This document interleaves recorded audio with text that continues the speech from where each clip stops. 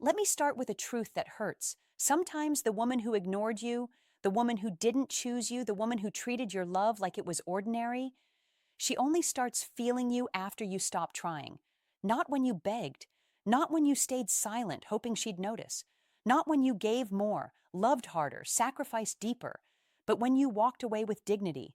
And if that sentence just tightened something in your chest, it's because this story is about you. You were there, present, loyal, available, and somehow that made you invisible. You remember the nights, your phone lighting up, not with her name but with silence. You checked her last scene. You replayed your last message in your head, wondering if you said too much or not enough. You waited and waited and waited. She said she was busy, but somehow she was never too busy for others. You listened to her talk about her fears, her dreams, her pain. You became her emotional home, but never her choice. You were the man she called when she was lonely, but never the man she ran to when she was happy. And slowly, something dangerous happened. You started questioning your worth. You started shrinking yourself. You started thinking, if I just love her better, she'll finally see me. But she didn't. And that pain, that quiet, humiliating pain, changes a man. So today I want to decode something most men misunderstand. Why do women sometimes start loving the man only after they took him for granted? Why does distance awaken feelings that presence never could? And more importantly, how do you stop being the man who is overlooked and become the man who is respected, desired, and remembered? Let me paint a picture. You reply instantly. You adjust your schedule for her. You forgive everything. You stay, even when you're hurting. Psychology calls this the scarcity principle. What is always available is subconsciously perceived as less valuable. It's not cruelty. It's human wiring. When you were always there, she didn't lose you, so she didn't feel you. What to do instead is build a life that doesn't revolve around her validation. Be present, but not predictable. Care, but never abandon yourself. Because love should be shared, not overgiven. You became her therapist, her emotional support system, her safe place. But here's the hard truth.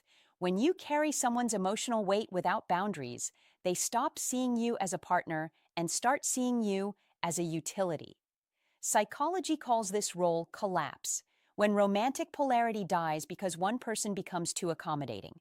She didn't fall in love with you, she leaned on you. What to do instead is support, but don't rescue. Listen, but don't absorb her chaos. Healthy love requires two strong individuals, not one sacrificing himself to save the other. This one hurts the most.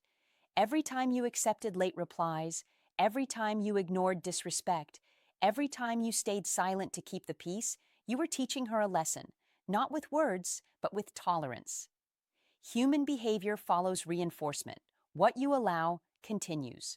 What to do instead is set standards and walk away when they're crossed. Silence backed by self-respect is louder than arguments fueled by insecurity. Here's where things shift. When you finally pull back, when you stop chasing, when you stop explaining, her mind fills the silence. Psychology calls this cognitive dissonance. She remembers your presence only after it's gone. Suddenly your laughter echoes. Your care becomes noticeable. Your absence becomes heavy. That's when feelings appear. Not because you changed, but because she did. What to do instead is not disappear to manipulate, but withdraw to heal. Your absence is not a tactic. It's a boundary. Here's the final truth. She doesn't start loving you because you suffered. She starts feeling you because you stopped tolerating suffering. Confidence isn't loud. Self-respect isn't aggressive. It's calm, grounded, unshakable. When you choose yourself, people feel the shift. What to do instead is rebuild your identity, invest in your growth, and become the man who doesn't beg for attention because his presence commands it. Let me say this directly to you. You were not ignored because you were unlovable. You were overlooked because you gave love without conditions. And now you know better. Their inability to value you does not define your worth. Your response does. You don't need closure. You need clarity. You don't need to be chosen. You need to choose yourself. When you stop chasing validation, something powerful happens. You become the man people regret losing, not the man who regrets loving. So remember this. Overavailability lowers perceived value. Emotional overgiving creates imbalance. What you tolerate teaches others how to treat you.